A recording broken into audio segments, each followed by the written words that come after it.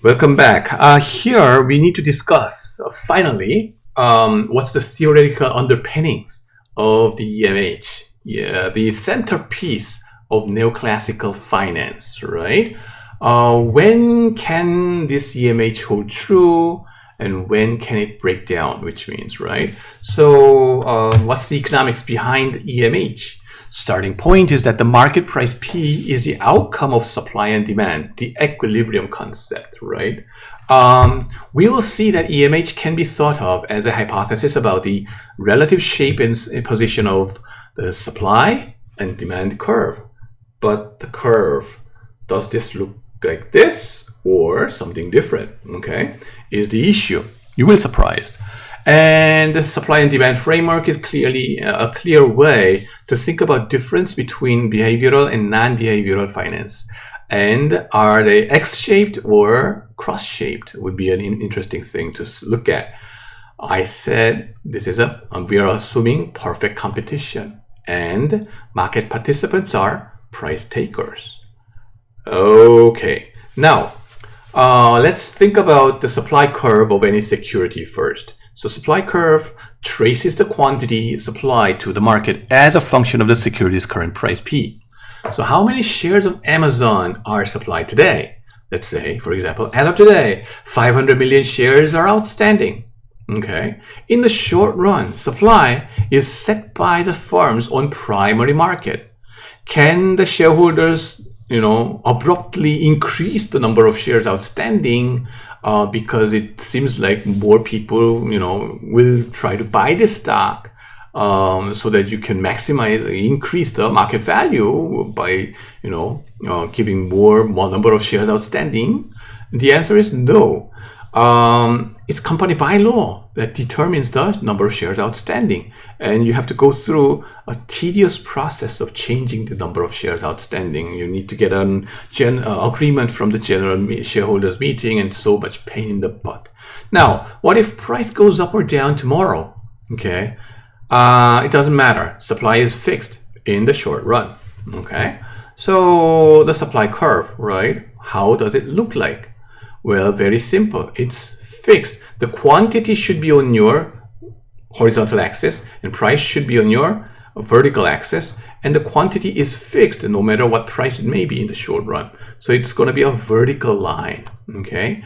Now, how about the demand curve? Day-to-day demand, the day-to-day price movement usually reflect fluctuations in aggregate demand. The aggregated demand curve traces out the quantity demanded by investors in total as a function of price P. So high price, less demand, low price, more demand, and you and me, right? Everybody else for Amazon.com, small amount, buy, like you want to decrease your demand, right? In aggregate demand would be the horizontal sum of individual investors and other investors, the personal demand, right? Aggregated, okay? Now try to draw your personal demand curve for Amazon.com. It will be like price and quantity. Then it would be downward sloping, you would say, for person 1, person 2, person 3. And then you aggregate all these things. And then wouldn't you think it's going to be a downward sloping? You could be thinking in that way, but that's not the end, okay? In equilibrium, the current market price P is where Amazon's supply curve intersects with investors' aggregate demand curve. So you may imagine like this: price and quantity and supply is fixed in the short run like this, which is vertical line. A supply curve and demand curve, wouldn't it be downward sloping? And then it will cross at the point which should be price being equal to true value. Okay, P star true value. Okay, now would you imagine this kind of downward sloping curve? But no, it's we have to think through more about it. Okay, this is not the end. Why? Well, wouldn't it be flatter than this? Okay, is a question. And to the extreme degree, wouldn't it be flat like this? Why? Okay. For example, everybody is rational, let's say, and everybody is equally informed. We know the true value, okay?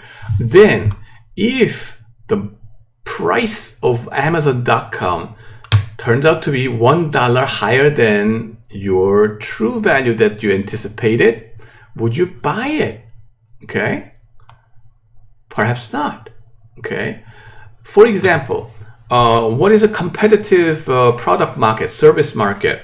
Price comparison site, okay? Whatever product it may be, 당근 market or whatever product, okay, you want to buy it. Common product like water or whatever, you go to G Market or Coupang and you want to buy this kind of water. What do? Compare prices.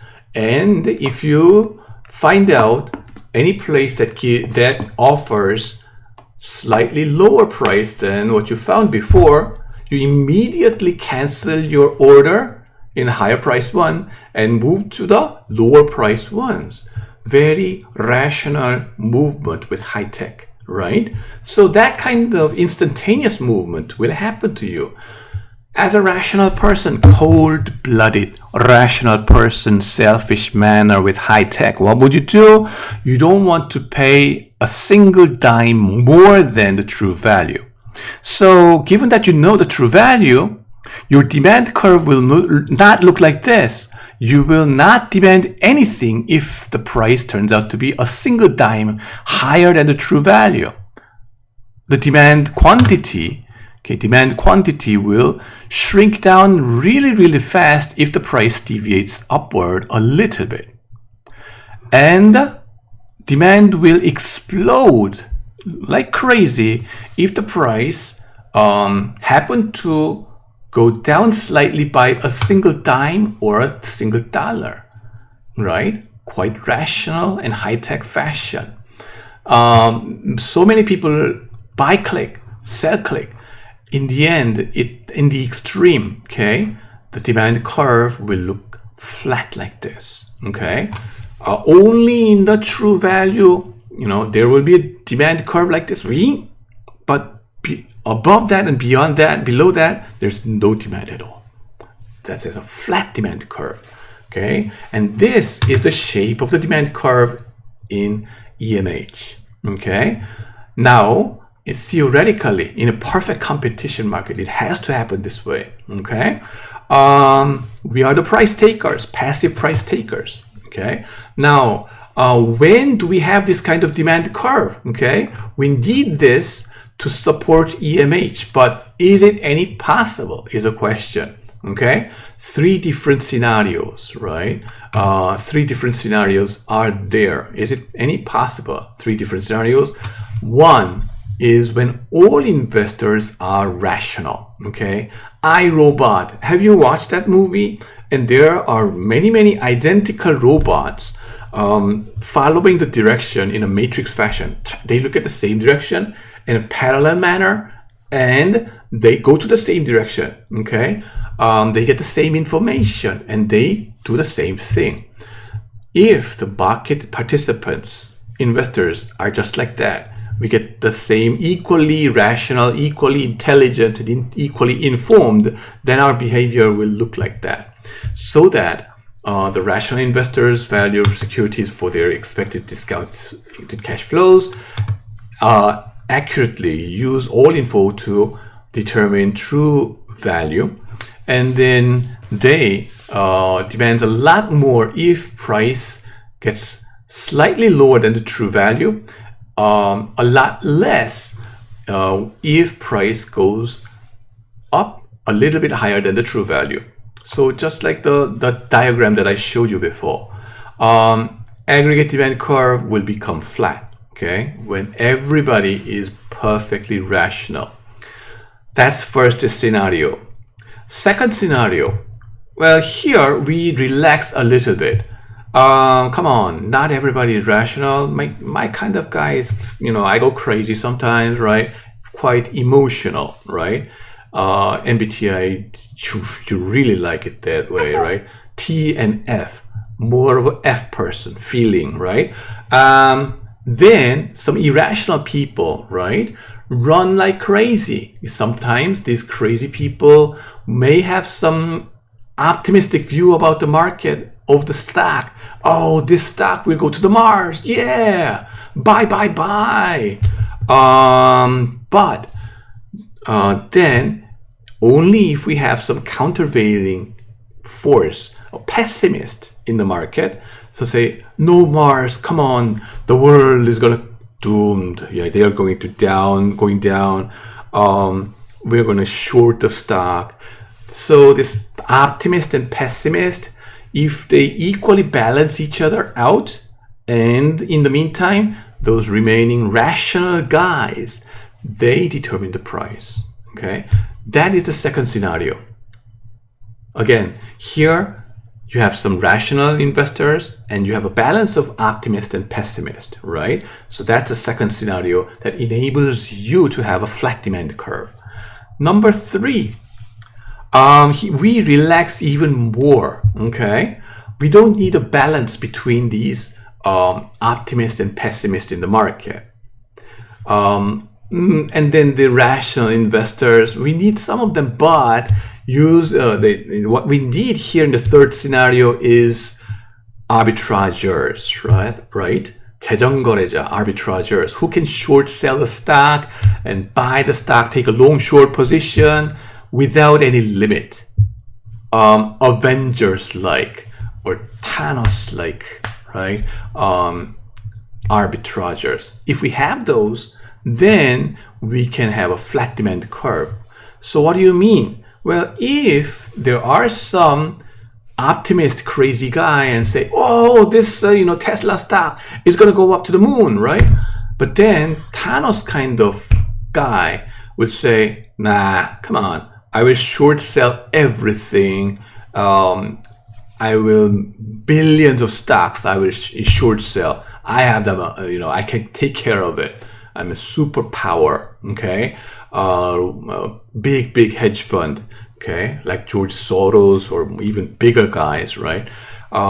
They take short position to kill all your buying pressure. Then the demand curve gets flattened out. On the other hand, if many pessimists gets doomed and say, wait, oh, we have to short sell everything. This Tesla is doomed and I'm going to short sell everything here.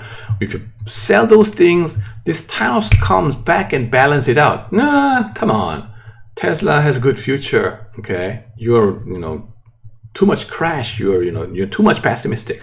I'm going to buy everything for you. Okay. This kind of Thanos kind of, arbitrageurs. If you have this kind of unlimited capabilities, arbitrageurs, then you are going to have this flat demand curve. So those are the three scenarios that enables us to have flat demand curve. All investors are perfectly rational. Number two, some investors are rational, but the other investors are balancing each other out in terms of optimism and pessimism. Number three, you have unlimited capability arbitrageurs like Thanos, okay?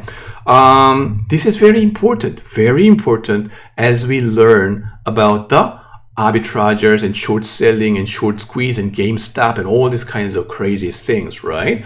So wait for that exciting part, but this is the basic scenario we have to remember.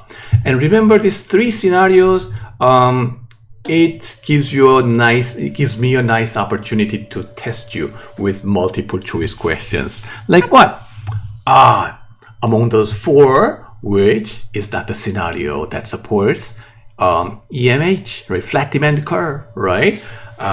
Perfectly rational, everybody, and then the balancing out optimism and pessimism and some of the rational guys, and infinite capability arbitrageurs. Number four, something else. That should be the answer, right? So I'm going to test you with this in your midterm exam. Wait for that. It's going to be fun. Anyway, so that's about it for today's discussion, and hope you enjoy the rest of the week. And Escara Kingo, you have to shout like crazy. Proud of you, Escara Kingo. Let's go, baby.